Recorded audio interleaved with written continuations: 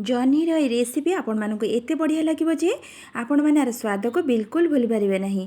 घरे थिबा सामग्री रे कम टाइम भितर आपण मैंने एटा को बनै पारिबे आउ खाइबा पई बहुत ही टेस्टी लागिबो। आपण मैंने बनै की खाई साला परे एते टेस्टी लागिबो जे आउ थरे बनैबा पई इच्छा करिवे। निश्चय ए प्रोसेस रे घरे थरे ट्राई करंतु।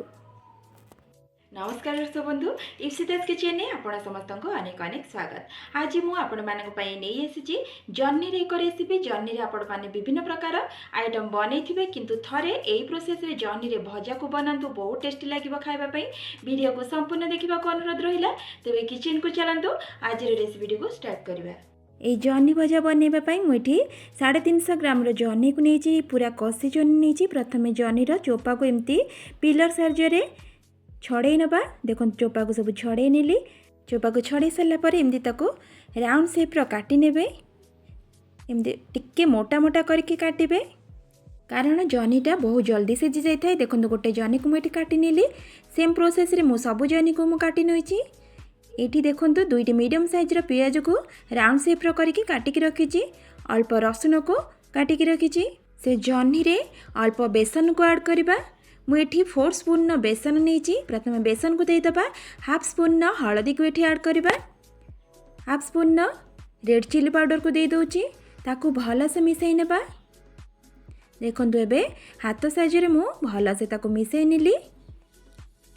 एठी हमें अल्प लूण को ऐड करबा। पछरे लूण को ऐड करिवे, नले जह्नी रु पानी बाहरी आसीबो। एबे लूण को भल से मिसई नेली। गैस रे करी बसई के सेतिरे तेल को दे दउची। तेल अबे गरम हो गलानी। से 1 स्पून सोरिष, हाफ स्पून जीरा को ऐड करुच्ची। आपण माने चाहिए खाली सोरिषर मध्य भी बनै पारिबे।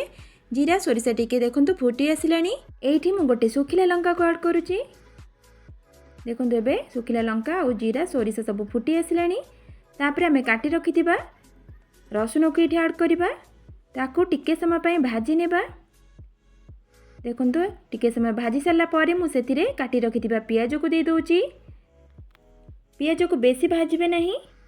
पियाज टिके भाजी हो सारा पर से हाफ स्पून हल्दी को आउ half spoon Kashmiri red chilli powder को देउची। भजार कलर भल आसिया पई आपण माने काश्मीरी रेड चिली जगह रेड चिली मध्य दे पारिबे। एबे ताकू टिके भल से भाजी नउची। देखंतु एठी मु लूण को ऐड करची। आउ लूण भजार ऐड करी नहीं, जेहेतु जह्नी रे मु लूण ऐड करथिली। एठी पियाज रे भी लूण ऐड करि नेले। बे भल से पियाज भाजी हो गलानी। ताकू प्लेट को काढी नउची। प्लेट को एबे काढी नेली। से कढ़ाई रे अल्प तेल को दे दउची। तेल भी एबे गरम हो गलानी। तापर सेथिरे जह्नी को दे दबा। जह्नी को भल से गोळे नेबा। गैस रो फ्लेम को एठी हाई रे रखिथिबे। हाई फ्लेम रे ताकू 10 मिनिट पर्यंत कवर करि नेबा। 10 मिनिट पर कवर खोलिली। देखंतु आपण माने जानिथिबे जह्नी भाजिला बेले बहुत ही पानी बाहर थाए। देखंतु बिल्कुल पानी बाहर नहीं। बेसन ताकू पूरा ऑब्जर्व करि नेची। ताकू भल से खोलिकी भाजी नेबा। देखंतु जह्नी रे आस्ते आस्ते कलर चेंज हो गलानी, पूरा फ्राए हो गलानी। एठी हमें पियाज को जो भाजिकी रखथिले ताकू ऐड करबा।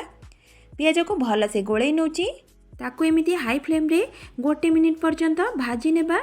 आपण माने कोड देखुचंदी आपण माने निश्चय कमेंट सेक्शन में मते जणेबे। देखंतु जह्नी भजा पूरा परफेक्ट हो गलानी।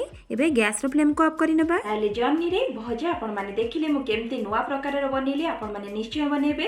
रुटी, पखाल भात, गरम भात सबुथिरे आपण माने एटा को खाइ परिबे। जदि आज रो वीडियो टी भलो लागिथिबो ताले चैनल को लाइक, शेयर, सब्सक्राइब करि नेबे। सब्सक्राइब करला परे पाखरे थिबा बेल आइकन को क्लिक करी ऑल बटन को प्रेस करि नेबे। मु जेते बेले वीडियो अपलोड करबी तार नोटिफिकेशन आपण माने पाके पहुंची परिबो।